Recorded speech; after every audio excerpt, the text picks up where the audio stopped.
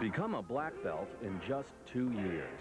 You've seen the ads. In just a short time, many martial arts schools promise to award the student with the coveted black belt.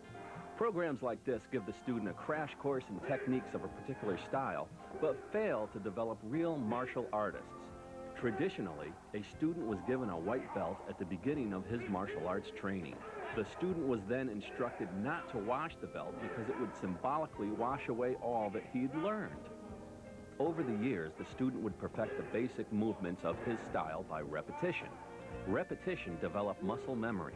As a result, the student's body was trained to the point where he could naturally and instinctively perform these techniques even under very stressful circumstances.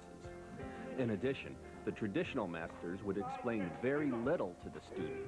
The purpose for this method of training was for the student to learn the mental, physical, and spiritual aspects of martial arts on his own.